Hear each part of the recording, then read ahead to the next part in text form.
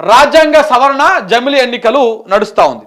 ఈ జమిలి ఎన్నికల ఉన్నటువంటి కథ ఏంది, కార్ఖానం ఏంది, ఏంటి జమిలి ఎన్నికల వల్ల ఉపయోగం ఏంటి, నష్టం ఏంటి, లాభం ఏంటి అనేది కూడా ఒకసారి చూద్దాము.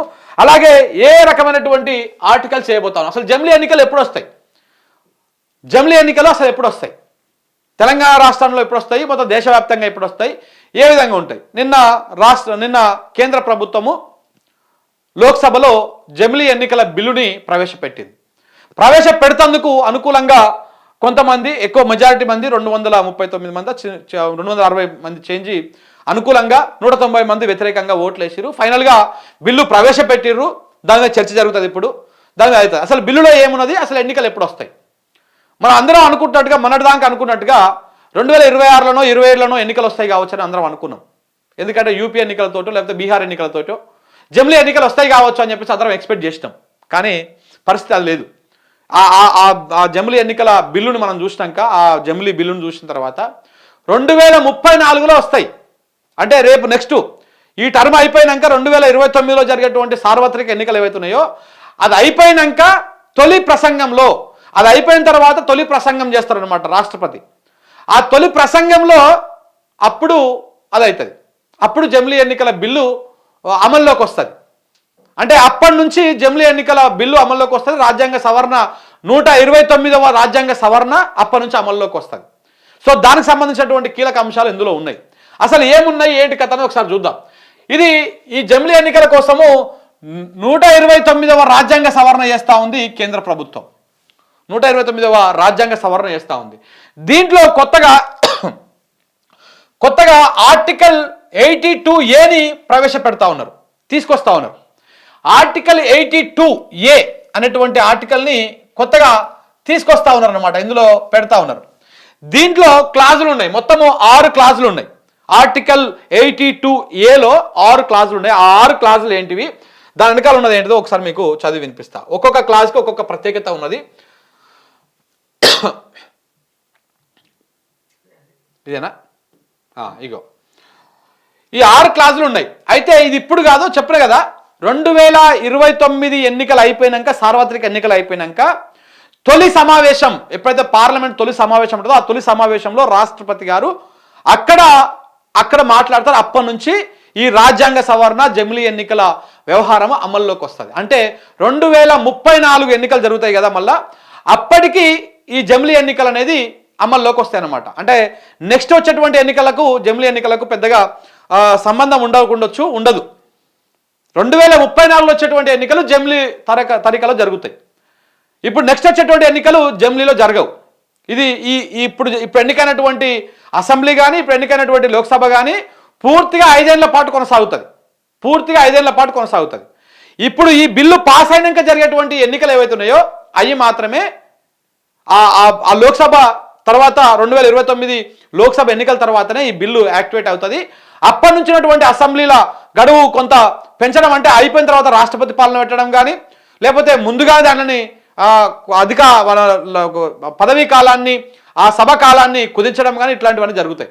దానికోసమే 82A ఆర్టికల్ని 82Aని కొత్తగా చేర్చారు. ఇంకో బిల్లులో ఏ ఆర్టికల్ ఏం చెప్తుందంటే, ఏకకాల ఎన్నికల నిర్వహణకు, అంటే జమిలి ఎన్నికల నిర్వహణకు 129వ రాజ్యాంగ సవరణ బిల్లుని 2024లో రాజ్యాంగంలోని 3 ఆర్టికల్స్ను సవరించడంతో పాటు కొత్తగా 82Aను చేర్చాలని కేంద్రం బిల్లులో ప్రతిపాదించింది. ఏమేం చేరుస్తా ఉన్నారు, కొత్తదేమో ఇది 82A వస్తుంది. 3 ఆర్టికల్స్ ఏమో సవరిస్తా ఉన్నారు. ఒకటి 83 ఆర్టికల్ 83, ఆర్టికల్ 172, ఆర్టికల్ 327 అనేటువంటి ఈ 3 ఆర్టికల్స్ని సవరిస్తా ఉన్నారు. ఈ సవరణల ప్రకారం ఏమేమి ఉందనేది కూడా మీకు కొంత క్లియర్గా నేను ఎక్స్ప్లెయిన్ చేసేటువంటి ప్రయత్నం చేస్తా.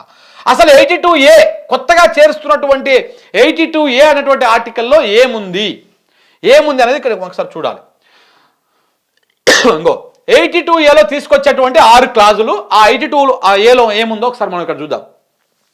82A క్లాజ్ 1 ప్రకారము జమిలి బిల్లు ఆమోదం పొందిన తర్వాత సాధారణ ఎన్నికలు జరిగిన పిదప కొలువు తీరే తొలి లోక్సభలో రాష్ట్రపతి ఈ క్లాజును నోటిఫై చేయాలి.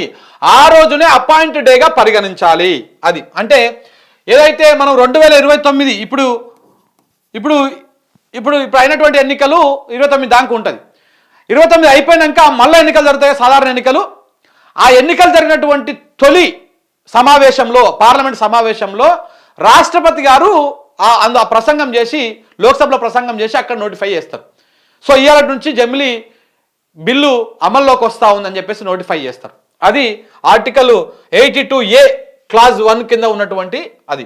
Class 2 article 82A class 2 appointed day తర్వాత ఏర్పడినటువంటి అన్ని రాష్ట్రాల అసెంబ్లీల కాల పరిమితి ఆ లోక్సభ కాల పరిమితితోనే ముగుస్తుంది. ఏదైతే 2029 లోక్సభ ఉంటుందో దాంతో పాటే ముగుస్తుంది అని చెప్పేసి ఆర్టికల్ 82A క్లాస్ 2 ప్రకారం చెప్తుంది. అంటే అప్పుడు ఎన్నికైనటువంటి లోక్సభ 2034 దాకా ఉంటుంది. 29 నుంచి 34 దాకా 5 సంవత్సరాలు ఉంటుంది. ఇక్కడ నుంచి ఇవాటి నుంచి జరిగినటువంటి అసెంబ్లీ ఎన్నికలు అన్నీ కూడా, ఏ రాష్ట్రాల అసెంబ్లీ ఎన్నికలు జరుగుతాయో ఆయా రాష్ట్రాల అసెంబ్లీ ఎన్నికలు కూడా ఈ లోక్సభ కాల పరిమితితోనే ముగిసిపోతుంది అని చెప్పేసి ఆర్టికల్ 82A క్లాస్ 2 చెప్తుంది అన్నమాట. క్లాస్ 2 ఏం చెప్తున్నది? ఇగో, అపాయింటెడ్ డే తర్వాత ఏర్పడిన, అంటే నోటిఫై చేసిన తర్వాత, అదే అపాయింటెడ్ డేగా పరిగణించబడతాం కదా. లోక్సభ 2029 లోక్సభలో తొలి ప్రసంగం రాష్ట్రపతి చేసినాక ఆ రోజు దాన్ని నోటిఫై చేస్తే దాన్ని అపాయింటెడ్ డేగా మనము తీసుకుంటాం కదా. అపాయింటెడ్ డే ఏర్పడిన తర్వాత ఆ ఏర్పడిన అన్ని రాష్ట్రాల ఎన్నిక అసెంబ్లీల కాల పరిమితి లోక్సభ కాల పరిమితితోనే ముగుస్తుంది. అంటే అవసరమైతే అసెంబ్లీల కాల పరిమితిని కుదింపు చేయవచ్చు. అలాగే లోక్సభ కంటే ముందు ఏర్పడినటువంటి కాల పరిమితిని లోక్సభ కాలానికి అనుగుణంగా పొడిగించవచ్చు కూడా. అంటే సపోజు ఈ ఎన్నికలు అయిపోయిన తర్వాత దీని ప్రకారము లోక్సభ ఏదైతే ఉందో లోక్సభ ఎంత ఆ కాలంతో పాటే రాష్ట్రాల అసెంబ్లీలు కూడా ముగుస్తాయి అన్నమాట కాల పరిమితి. ఒకవేళ ఇది అయిపోయిన తర్వాత మధ్య జరిగిన ఎన్నికలు ఉన్నాయనుకోండి, సపోజు 29 సార్వత్రిక ఎన్నికలు అయిపోయినాయి. అయిపోయిన తర్వాత మహారాష్ట్ర మొన్న అయింది కదా, అంటే సార్వత్రిక ఎన్నికలు అయిపోయినాక ఒక 6 నెలలకు సంవత్సర కాలం లోపల మహారాష్ట్ర ఎన్నికలు అయినాయి. అప్పుడు కూడా మళ్ళా 2030లో మహారాష్ట్ర ఎన్నికలు వస్తాయి. 29లో లోక్సభ ఎన్నిక జరిగితే 30లో మహారాష్ట్ర ఎన్నికలు వస్తాయి. ఆ ప్రభుత్వానికి లోక్సభ ఎన్నిక ఎప్పుడు అయిపోతుందో, అంటే లోక్సభ కాల పరిమితి ఎప్పుడు అయిపోతుందో అప్పుడే మహారాష్ట్ర అసెంబ్లీ కాల పరిమితి కూడా అయిపోతుంది. అంటే 4 సంవత్సరాల పైచిలుకు నెలలు మాత్రమే ఉంటుంది, 5 సంవత్సరాలు పూర్తిగా ఉండదు అన్నమాట. 4 సంవత్సరాల 2 నెలలు 3 నెలలు మాత్రమే ఉంటుంది. సో దాన్ని సవరిస్తూ ఆర్టికల్ 82A క్లాస్ 2లో ఆ అంశం ఉన్నది. చాలా క్లియర్గా రాసిరు అందులో. ఎన్నికల సంఘము ఎన్నికలు నిర్వహిస్తుంది అని చెప్పేసి ఆర్టికల్ 82A సబ్ క్లాస్ 3 కింద, ఈ ఆర్టికల్ 82A క్లాస్ 4 కింద ఈ క్లాజు ఎన్నికలను నిర్వహిస్తుంది. లోక్సభ అసెంబ్లీలకు ఏకకాలంలో ఎన్నికలు నిర్వహించడమే దీని లక్ష్యం అని చెప్పేసి. అంటే ఎట్లా చేశారు? క్లాజ్ 1 ప్రకారం ఏమో బిల్లు ఆమోదం పొందిన తర్వాత తొలి సభలో రాష్ట్రపతి ప్రసంగిస్తుంది, నోటిఫై చేస్తుంది, ఆ రోజే అపాయింటెడ్ డేగా పరిగణిస్తారు అని చెప్పారు. అపాయింటెడ్ డే తర్వాత జరిగినటువంటి ప్రతి అసెంబ్లీ ఎన్నిక లోక్సభ కాల పరిమితితోనే ముగిసిపోతుంది క్లాస్ 2లో ఉంది. క్లాస్ 3లో ఏముంది? క్లాస్ 3లో ఏముంది? ఈ ఎన్నికలను ఈసీ నిర్వహిస్తుంది అని చెప్పేసి క్లాస్ 3లో పెట్టారు. క్లాస్ 4లో ఏం పెట్టారు? ఈ ఎన్నికలను ఈ క్లాజును జమిలీ ఎన్నికలను నిర్వచిస్తుంది, లోక్సభ అసెంబ్లీలకు ఏకకాలంలో ఎన్నికలు పెడుతుంది అని చెప్పేసి క్లాస్ 4 ప్రకారం చెప్తారు. ఏది కొత్తగా తెచ్చినటువంటి ఆర్టికల్ 82Aలో ఉన్నటువంటి క్లాసుల ప్రకారం. ఇక క్లాస్ 5 ప్రకారం కొన్ని అనివార్య పరిస్థితులు తలెత్తినప్పుడు లోక్సభతో పాటు ఏ అసెంబ్లీకి ఒకేసారి ఎన్నికలు నిర్వహించలేని వెసులుబాటు కూడా ఈసీ ఇందులో కలిగి ఉంటుంది. అంటే ఒకవేళ ఈ అన్ని, అంటే అసెంబ్లీలు లోక్సభ అంతా ఒకటిసారి జరిగినాక కూడా ఎక్కడైనా కొన్ని అనివార్య కారణాల వల్ల రాష్ట్ర ప్రభుత్వము తొందరగా రద్దు కావడము అట్లాంటిది ఏమైనా జరిగితే దానికి సపరేట్గా కూడా ఎన్నికలు నిర్వహించేటువంటి వెసులుబాటు కూడా ఇందులో ఈసీ కలిగి ఉంటుంది అని చెప్పేసి కూడా ఉంది. అయితే లోక్సభతో కాకుండా కొంత జాప్యంతో ఎన్నికలు జరిగిన అసెంబ్లీ కాల పరిమితి ఆ లోక్సభతోనే ముగుస్తుంది. అయితే ఇందులో ఈ లెక్క ప్రకారం చాలా ఉన్నది. అంటే ఇప్పుడు ఇందులో వెసులుబాటు కలిగి ఉంటుంది. కానీ ఎట్లా కలిగి ఉంటుంది? ఇప్పుడు సపోజ్ 5 సంవత్సరాలకు మనము 2034లో ఎన్నికలు జరిపినాం. ఏది ఇటు అసెంబ్లీలకు అటు లోక్సభకు అన్నింటికి రాష్ట్రాలకు జరిపినాం. మధ్యలో ఏదైనా ఒక రాష్ట్రం అసెంబ్లీ ఎన్నికలను ఆ అసెంబ్లీని రద్దు చేసుకుంది అనుకోండి. రద్దు చేసుకున్నటువంటి ఆ అసెంబ్లీకి నెక్స్ట్ జరిగేటువంటి ఎన్నిక పూర్తి కాలం పాటు ఉండదు. ఎలా ఉంటుంది అంటే దానికి రాజ్యాంగ సవరణ చేసారు. మళ్ళీ ఇగో ఆర్టికల్ 83 చేశారనమాట. ఎలా ఉంటుందంటే ఆర్టికల్ 83 ఉన్నటువంటి 83కి సవరణ ఏం చేశారంటే ఈ ఆర్టికల్లో మళ్ళీ 5 క్లాజులు ఉంటాయి. లోక్సభకు రాష్ట్రాల అసెంబ్లీలకు 5 ఏళ్ల కాల పరిమితి ఉంటుంది. తొలి క్లాజు పేర్కొన్నది 5 ఏళ్ల కాల పరిమితితో కొలువుదీరే లోక్సభ మధ్యలో రద్దయితే మిగిలిన కాలాన్ని వీగిపోయిన కాలంగా అంటే పరిగణించాలి. రెండో క్లాజు అని చెప్తుంది. ఇక లోక్సభ రద్దయిన తర్వాత మిడ్ టర్మ్ ఎన్నికతో కొత్త లోక్సభ కొలువు తీరుతుందని మూడో క్లాస్ తెలియజేస్తుంది. అలా ఏర్పడినటువంటి కొత్త లోక్సభ మిగిలిన కాలానికి మాత్రమే అంటే 5 ఏళ్ల కంటే తక్కువ కాలం ఉంటుందని నాలుగో క్లాస్ చెప్తున్నది. మిడ్ టర్మ్ ఎన్నికల తర్వాత కొలువుదీరిన లోక్సభ కానీ అంతకుముందు రద్దయిన లోక్సభ కాలంతో కలిపి మొత్తం 5 ఏళ్ళు పూర్తి కాగానే మళ్ళీ సాధారణ ఎన్నికలు జరుగుతాయి. అంటే ఎవరైనా ఇప్పుడు సపోజు లోక్సభ రద్దయింది అనుకోండి, లోక్సభ అయినా సరే ఇటు అసెంబ్లీ అయినా సరే మధ్యలో రద్దు చేసుకున్నట్టుగా ప్రభుత్వాన్ని నెక్స్ట్ ఏర్పడేటువంటి ప్రభుత్వము 5 ఏళ్ల కాలం పాటు ఉండదు. ఈ రద్దు అయిపోయినాక మిగతా టర్మ్ ఉంటుంది కదా, దానికి మాత్రమే ప్రభుత్వం కొనసాగుతుంది. 1 సంవత్సరం ముందుగా రద్దు చేసుకుని అనుకో, కొత్త ఎన్నికలు జరిగితే ఆ సంవత్సర కాలం మాత్రమే ఉంటుంది కొత్త ప్రభుత్వం, కానీ 5 ఏళ్ళు ఉండదు. సో ఈ సవరణ ఆర్టికల్ 83లో వేసారు.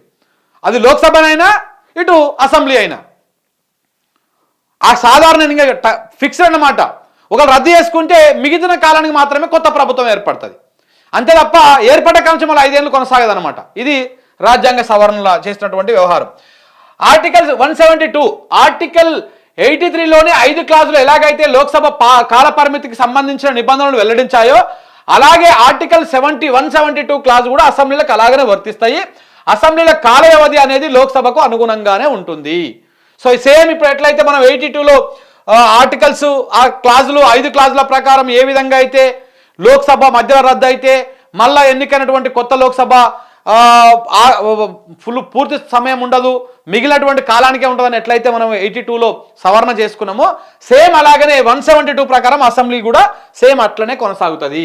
ఇక ఆర్టికల్ 327 రాష్ట్రాల అసెంబ్లీలకు ఎన్నికల నిర్వహణకు సంబంధించినటువంటి విషయాలను ఎలక్ట్రోలలో నియోజకవర్గాల పునర్విభజన వగైరా పార్లమెంటు నిర్ణయిస్తుంది అని చెప్పేసి ఈ ఆర్టికల్లో పేర్కొన్నారు. సో ఈ ఎన్నికలు ఎట్లా నిర్వహించాలా, లేకపోతే నియోజకవర్గాల పునర్విభజన కావచ్చు, ఇట్లాంటివన్నీ కూడా కేంద్ర ప్రభుత్వము పార్లమెంటు నిర్ణయిస్తుందని చెప్పేసి కూడా ఈ ఆర్టికల్ 327లో అది చేశారనమాట. ఇది మొత్తానికి జమిలీ ఎన్నికలు చాలా ఇంట్రెస్టింగ్ ఉన్నాయి. సో కాబట్టి జమిలీ ఎన్నికలు 2026లోనో 27లోనో రావు. ఈ లెక్క ప్రకారం 2034లో జమిలీ ఎన్నికలు వస్తాయి. 2029లో నెక్స్ట్ ఈ టర్మ్ అయిపోయినాక జరిగేటువంటి ఎన్నికల్లో కూడా సాధారణ ఎన్నికలు జరుగుతాయి, అన్ని అసెంబ్లీలు కూడా జరుగుతాయి. సో అప్పుడు ఒకవేళ మనది ఇప్పుడు 2029లో ఎన్నికలు ఉన్నాయి, కానీ మనది 28కే అయిపోతుంది, 28 డిసెంబర్కే అయిపోతుంది. 2029 ఏప్రిల్లో సాధారణ ఎన్నికలు ఉంటాయి. అప్పుడు ఏం చేస్తారు? సో దీంతో పాటు జరుగుతుంది. కానీ 34లో జరిగేటువంటి ఎన్నిక మనకు 33లోనే అసెంబ్లీ అయిపోతుంది. ఈ టర్మ్కి వచ్చేటువంటి ప్రాబ్లం లేదు, 2029కి వచ్చే ప్రాబ్లం లేదు.